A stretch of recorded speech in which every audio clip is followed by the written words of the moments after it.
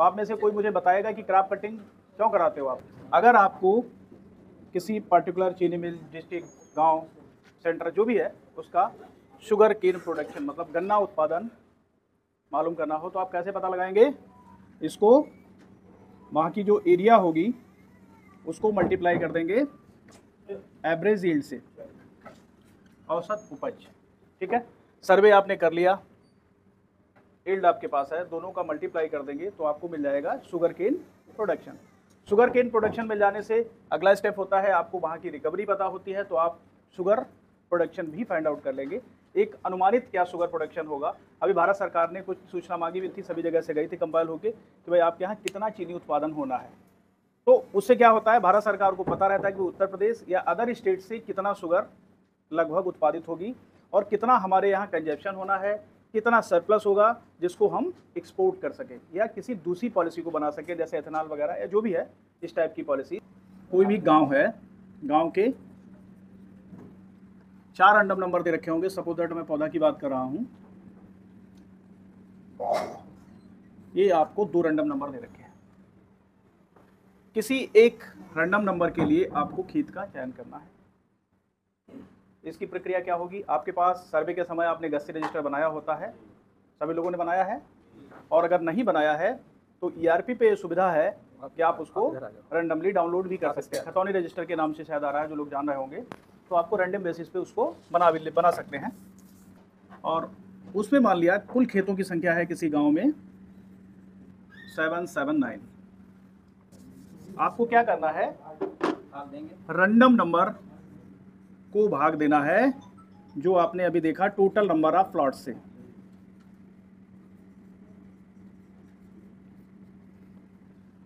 यहां पे आने के बाद प्लस जो शेष फल आएगा, कुछ आएगा ना, हो सकता है वो शेष फल 0 हो जाए। भाई जैसे इस पर्टिकुलर केस में देखेंगे तो 39 ही आएगा। इसका मतलब हुआ 39वें क्रमांक पर जो खेत है उसका चयन आपने कर लिया है। यहाँ पे एक कंडीशन और हो सकती थी। क्या कंडीशन हो सकती थी कि पूरा पूरा विभाजित हो जाता, या तो रैंडम नंबर छोटा था टोटल नंबर ऑफ प्लॉट से, तो जो था वही कट गया। बड़ा होता तो कटने के बाद कुछ शेषफल बच जाता, जो शेषफल बचता उसी को हम सेलेक्ट कर लेते, उसी क्रमांक पे चले जाते। एक तीसरी कंडीशन ये कि पूरा पूरा विभाजित हो जाता। पूरा पूरा विभाजन होने के बाद क्या होता है, 0 बचेगा शेषफल, तो उस केस में क्या करेंगे, अंतिम प्लाट का चयन कर लेंगे। मान लिया कि आप पौधे की बात कर रहे हैं और अंतिम प्लाट पेड़ी का है, उस केस में साइक्लिक ऑर्डर में चलेंगे, क्रमागत तरीके से साइक्लिक ऑर्डर में, मतलब फर्स्ट, सेकंड, थर्ड, फोर्थ ऐसे करके फिर स्टार्ट कर लेंगे।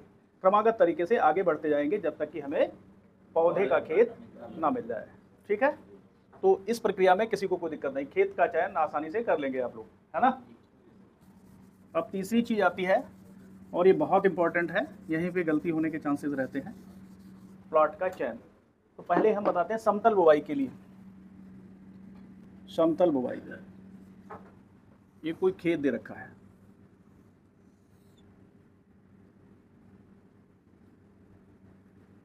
लंबाई इसकी 100 मीटर है और चौड़ाई इसकी 60 मीटर है, ऐसा कोई खेत दे रखा है।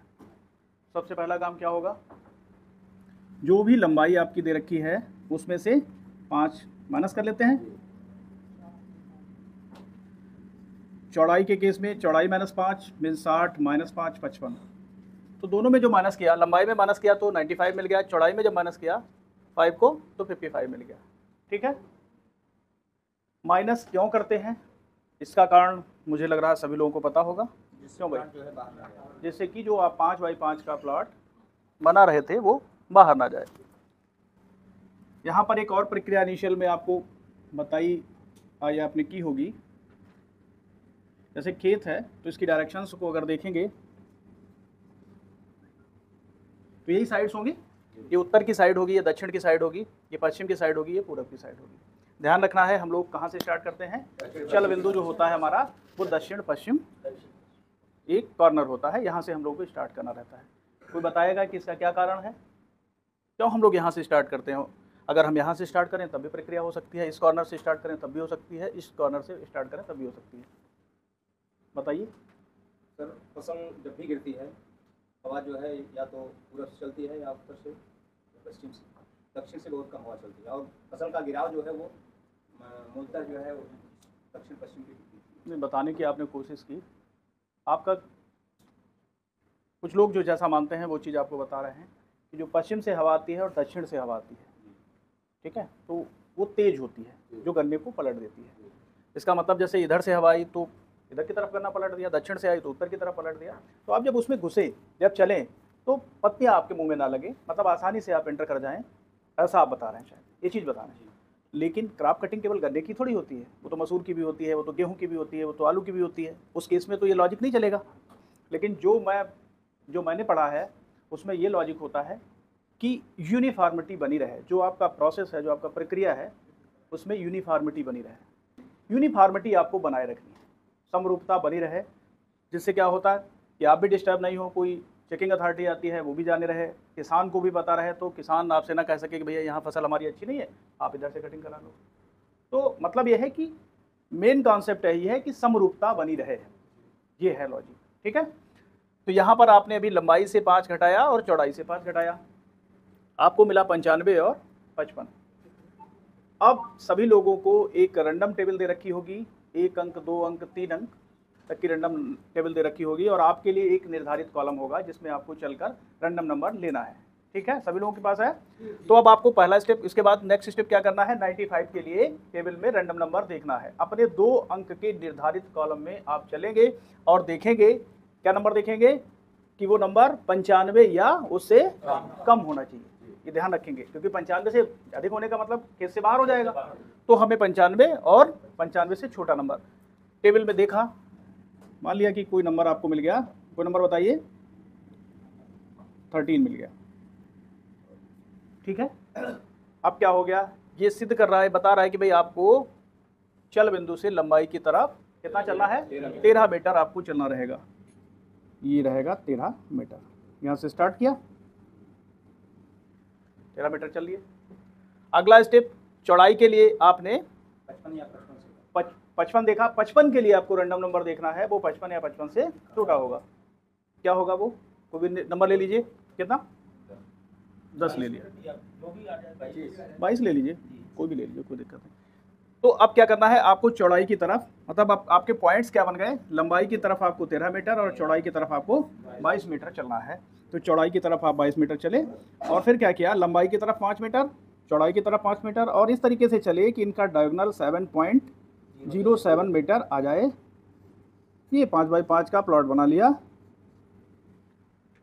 कटिंग करा ली, जो गन्ने की मात्रा आई, सपोज दैट x kg आई, इसको 4 से मल्टीप्लाई कर लिया, यही औसत उपज मिल गई, और किस में मिल गई, कुंटल पर हेक्टेयर में मिल गई। सभी को पता है इसका लॉजिक, किसी को अगर कोई डाउट हो तो हम लोग चर्चा कर लें, अदरवाइज पता होगा, मुझे लग रहा सभी लोगों को मालूम होगा। क्योंकि क्या होता है, 1 हेक्टेयर में कितने स्क्वायर मीटर होता है, 10,000 स्क्वायर मीटर होता है। तो मीटर स्क्वायर को कन्वर्ट करने के लिए डिवाइड करना पड़ेगा, और किलोग्राम को कुंटल में कन्वर्ट करने के लिए 100 से डिवाइड करना पड़ेगा। क्वांटिटी आपकी कन्वर्ट हो जाएगी, 25 से कैंसिल होते हुए 4 टाइम्स 10,000 ऊपर, नीचे 25 × 100, ठीक है। तो ऊपर जब 100 से कैंसिल आउट होगा, बता दें, बताइए किसी को दिक्कत हो तो, ठीक है, वेरी गुड। तो ये आ जाएगा। ये हुई प्रक्रिया समतल की, इसमें किसी को कोई संदेह, किसी को कोई डाउट नहीं। अगली जो बुवाई होती है आपकी, ट्रेंच बुवाई, ट्रेंच प्लांटिंग।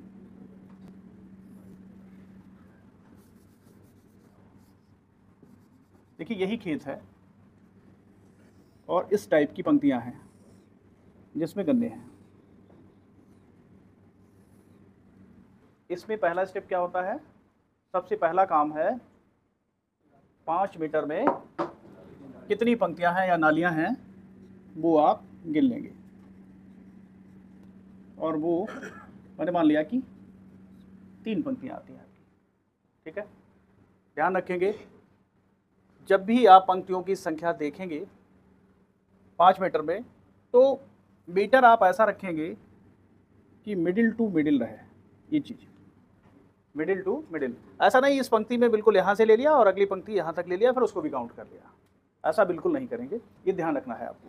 इसमें एक ऐसा भी केस हो सकता है कि ट्रेंच प्लांटिंग का खेत है, लेकिन आप काउंट नहीं कर पा रहे हैं, काउंटेबल नहीं है, कहीं पर तो 3 आ जा रही, कहीं 5 आ जा रही, कहीं 7 आ जा रही, या कहीं 2 रह जा रही है। ऐसी सिचुएशन होती होगी ना खेत में, क्योंकि भाई किसान है तो किसान तो अपने हिसाब से बोएगा ना। तो उस केस में आपको क्या करना है, उस केस में आपको समतल बुवाई की तरह कटिंग करा लेनी है। कोई कंफ्यूजन तो यहाँ, लेकिन इसका मतलब ये भी नहीं है कि जो भी ट्रेंच का खेत है आप उसको समतल की तरह कटिंग करा लें, क्योंकि कोई भी अधिकारी अगर चेक करने आएगा या कोई भी देखने आएगा तो ये पूछेगा आपसे कि ट्रेंच का खेत है आपने समतल क्यों कराया। तो आपके पास लॉजिक होना चाहिए कि क्या दिक्कतें थी या क्या आइडेंटिफाई आप नहीं कर पा रहे थे जिससे आपने ये मेथड अपनाया। ठीक है, तो 5 मीटर में आपने पंक्तियों की संख्या देख ली। फिर क्या करेंगे, दक्षिण पश्चिम कॉलम से स्टार्ट करते हुए, कॉर्नर से स्टार्ट करते हुए कुल पंक्तियों या नालियों की संख्या, कुल पंक्तियों की संख्या देख लेंगे। और ये मान लिया हमने 115 है। ठीक है, 115 पंक्तियां हैं। पंक्तियों का मतलब जिसमें गन्ना रहता ना, उस पर्टिकुलर चीज़ से है, आप नाली कह लीजिए, पंक्ति कह लीजिए, जो भी कह लीजिए, वो है 115।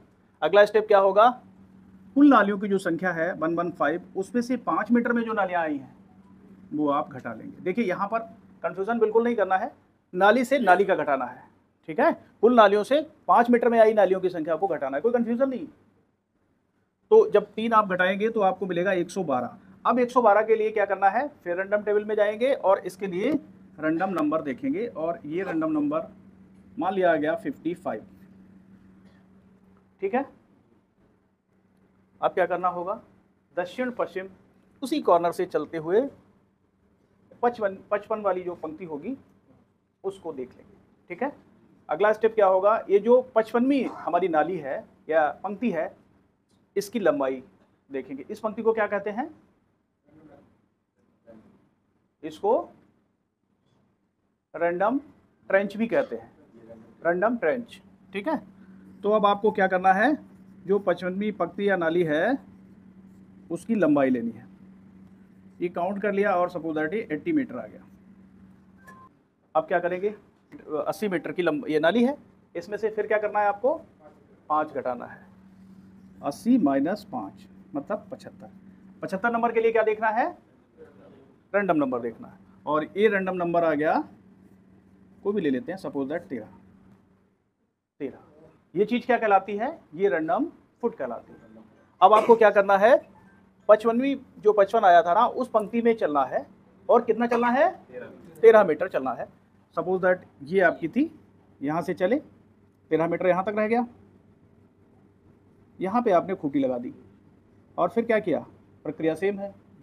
5 मीटर में जो नालियाँ हमने देखी थी उतनी नालियाँ चाहे तो काउंट कर लीजिए, और या फिर क्या कीजिए, कई बार ऐसा भी आप यहाँ पर देखेंगे कि वहाँ तो आपने 5 मीटर में देख ली 3 नाली, और यहाँ जो 3 नालियाँ हैं वो 6 मीटर में हो रही हैं। ठीक है, ऐसी सिचुएशन आ जाती है कई बार। ठीक है, तो उस केस में आपको क्या करना है, अप्रॉक्सीमेट देखना है, 5 मीटर से ज़्यादा नहीं होना चाहिए, वो 7 मीटर में ना हो जाए। अगर इस टाइप की सिचुएशन हो रही है तो आप फिर अपने पुराने वाले मेथड में जाएंगे, समतल वाले में, ताकि कोई वेरिएशन ना रहे।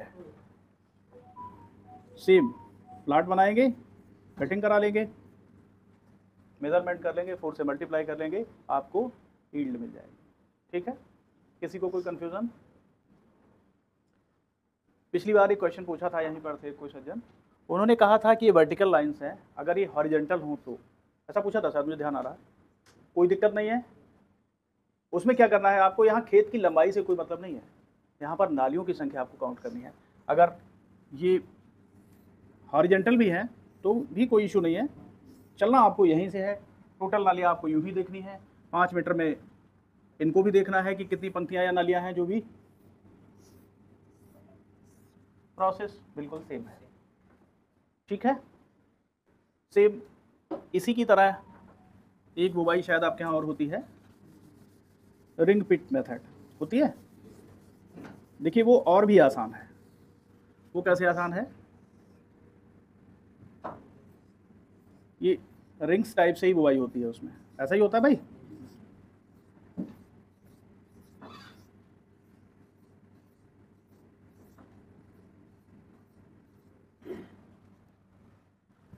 लाइन बन रही है।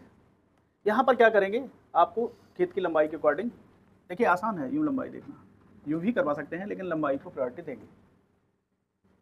ठीक है, मतलब नालियों की संख्या यूँ करके काउंट करेंगे, 1 2 3 4 ऐसे करके। कटिंग सेम है, इसमें भी नाली पंक्ति हैं, उसमें भी पंक्ति हैं, मेजरमेंट करवाएंगे और कटवा लेंगे। यहाँ तक मुझे लग रहा है किसी को डाउट हो तो पूछ लीजिए भाई।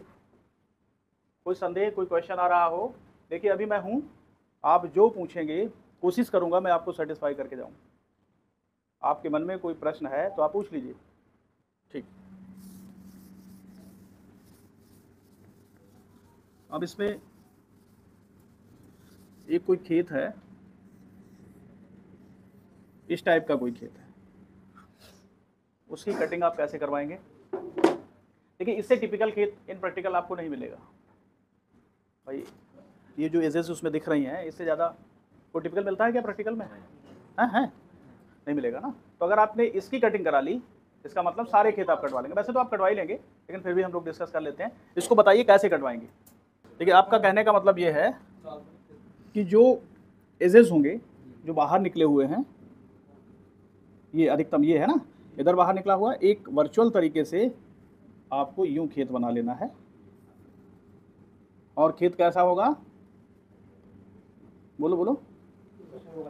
चौकोर की जरूरत नहीं है, चौकोर थोड़ी हो सकता है, आयताकार होगा। इसके जो है उस पर डिपेंड करेगा।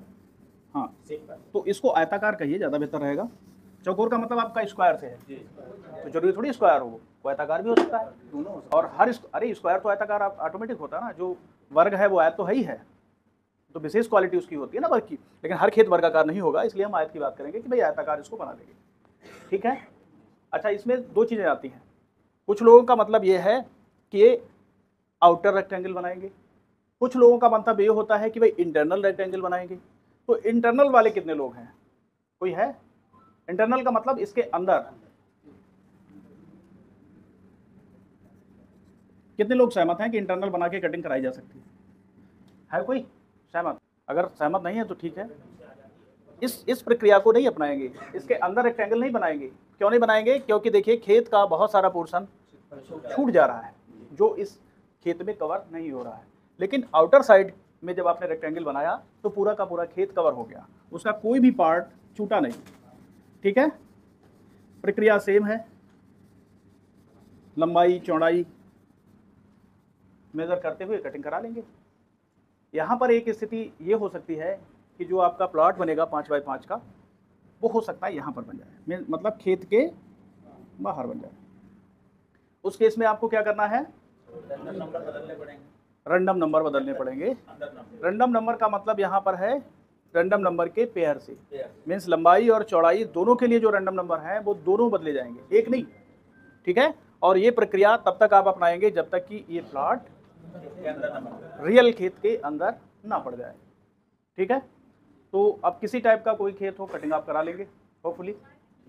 ठीक है, इसमें एक चीज़ ध्यान रखेंगे, कोई भी नेचुरल एक्टिविटी, अभी मैं एक बार बता चुका हूँ फिर रिपीट कर दे रहा हूँ, कोई भी नेचुरल एक्टिविटी अगर होती है, जैसे आपके यहाँ जंगल है तो किसी खेत को जंगली सुअर खा लेते हैं, फिर भी आपको उस खेत की कटिंग करानी है, क्योंकि उनके द्वारा किसी एक खेत में नुकसान नहीं किया गया होगा, बहुत सारे खेतों में किया होगा, जिससे आपका प्रोडक्शन बाधित होगा, मीन्स आपकी यील्ड बाधित हुई। और केवल आपके डिस्ट्रिक्ट में नहीं, फिर मैं बता रहा हूँ, हो सकता बगल के डिस्ट्रिक्ट पीलीभीत में भी ये हुआ हो, आगे बहराइच में भी हुआ हो, बाढ़ है या कुछ भी है, ऐसी कोई नेचुरल घटना घटी है तो आपको कटिंग करानी है।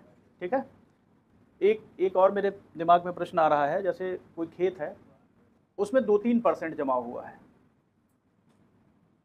और उसका सिलेक्शन हो गया, तो उस केस में आप क्या करेंगे? उसकी कटिंग कराएंगे? बताइए बताइए, कोई नहीं बताएगा। देखिए यहाँ पर एक सबसे इनिशियल बात यह है जो ध्यान रखेंगे, पहला तो ये कि आप सर्वेक्षण नीति में जाइए। क्या ऐसी कंडीशन में आपको उस खेत का सर्वे करना था? बताइए। 2-3% जिसमें गन्ना है उसका सर्वे नहीं करना चाहिए था, और अगर आपने त्रुटिवश उसका सर्वे कर लिया है तो आपको उसकी कटिंग करानी होगी। अगर आपने सर्वे नहीं किया होता तो गैसी रजिस्टर में वो प्लॉट नहीं होता, और अगर प्लॉट नहीं होता तो उसका चयन नहीं होता, और अगर चयन हो गया है तो आपको उसकी कटिंग करानी होगी। ठीक है, ध्यान रखेंगे। तो पहले तो ये है कि भाई ऐसे खेत होते हैं तो आप लोग मुझे लग रहा है छोड़ देते हैं, जिसमें 2-4% गन्ना होता है, उसका क्या मीनिंग है? क्यों भाई छोड़ देते हैं ना? और मोस्टली किसान ही उसको नष्ट कर देता है, दूसरी फसल वो देता है। ठीक है, और कोई इसके संबंध में कोई प्रश्न हो कि जो आपके यहाँ IT के एक्सपर्ट हैं, ERP पे जाएंगे तो उसमें खतौनी रजिस्टर करके प्रिंट होता है, वो रैंडमाइजेशन वे में उसको प्रिंट कर लीजिए और उसी को फाइनल कर लीजिए। तो जब रैंडमाइजेशन आप करेंगे तो कहीं प्लांट, कहीं रेटून, कहीं आटम, ऐसा आपको मिलेगा। ऐसा नहीं है एक साथ आप प्लांट पाएंगे, रेटून पाएंगे, देन आटम पाएंगे, ऐसा रैंडमाइजेशन आपको करना है और उसी गस्ती रजिस्टर को पूरे सत्र इवन आगे तक यूज़ में लाना, प्रयोग में लाना है। ठीक है। वैसे जब भी मैं कहीं जैसे सर्वे करने जाता हूँ तो मैं तो इस बात की प्रायोरिटी कहता हूँ कि भाई आप एक रजिस्टर जरूर बना लें, क्योंकि जो पेड़ी का खेत होता है उसका भले ही आप सर्वे नहीं कर रहे हैं लेकिन सत्यापन तो कर रहे हैं ना, तो सत्यापन के समय उसकी एंट्री कर लीजिए, भले ही नाम लिख लीजिए फला व्यक्ति का खेत है, इसकी फला डायमेंशन पाई गई, तो ये सब समस्याएं आपके सामने नहीं आएंगी। और अगर ऐसी आ रही हैं तो ईआरपी से आप प्रिंट कर लीजिए, ईआरपी पे सारा कुछ डेटा है। ठीक है। एक आप लोग पूछे नहीं तो मेरे दिमाग में क्वेश्चन आ रहा, मैं पूछ लूँ, उसको डिस्कस कर लूँ। और कुछ पूछना है किसी को? लेकिन प्लांट के एक जगह और पेड़ी के एक जगह, वही तो उसी का सोल्यूशन बता रहा हूँ। और एक समस्या और सर बताइए कि जैसे जो शेयर किया जाता है पेड़ी में जो प्लाट है तो 60% ऊपर है, उसके बाद 4 प्लाट छोड़ करके 40% नीचे है, वो तो अलग अलग प्लाट हो जाएंगे। देखिए इसका सोल्यूशन आप ही के पास है, आपने उसको कैसे सर्वे किया है, एक ही प्लाट में किया है या अलग अलग किया है? अगर अलग अलग किया है तो 2 प्लाट हो गए भाई। उसका सिलेक्शन, आप खेत का सिलेक्शन कैसे कर रहे हैं? आपके द्वारा जो सर्वे किया गया आप अपने गस्ती रजिस्टर के अकॉर्डिंग ही तो कर रहे हैं। अगर आपने एक खेत को 2 पार्ट में ब्रेक कर लिया है, इसका मतलब 2 बार एंट्री हुई उसकी, और 2 बार एंट्री हुई तो 2 खेत बन गए, तो उसमें एक ही सिलेक्ट होना है, उसी में कटिंग करानी है। और अगर पूरा एक लिया है तो वो तो है ही, ओबियस बात है, पूरा है। वो तो एक साथ है तो एक है सर, लेकिन वो 2, 3, 4 को छोड़ करके फिर 40% वहाँ आ गया तो नंबर तो एक ही है। ठीक है। उसमें नाम नहीं उठ रही थी तो प्लाट उठ जा रहे थे। बाद में क्या हुआ कि जैसे पिछले साल कोई प्लाट 2 जगह गया था, मुझे वही है 50% इनके पता, 50% इनके पता। अब इस बार सीरियल में वो 2 जगह हो गया वही प्लाट। ठीक है। देखिए इसी से संबंधित एक मैं आपसे क्वेश्चन पूछना चाह रहा था, वो पूछ ही लिया उन्होंने। जैसे कोई क्रमांक है, मान लिया 173 नंबर क्रमांक, और इस क्रमांक के खेत का चयन होता है। ठीक है।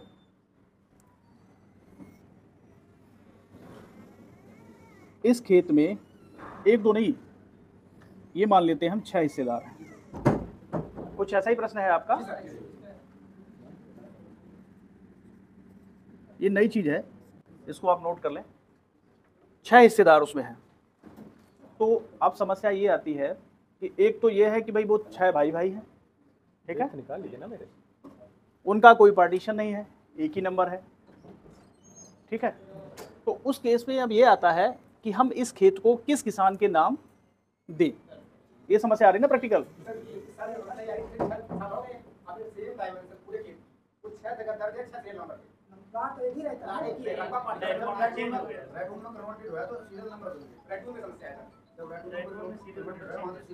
मतलब इसके 6 प्लाट बन गए।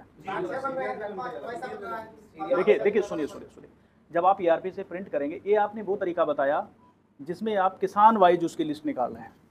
ईआरपी पे जाइए खेत वाइज, तो एक ही खेत दिखाएगा और उसके 6 शेयर दिखाएंगे।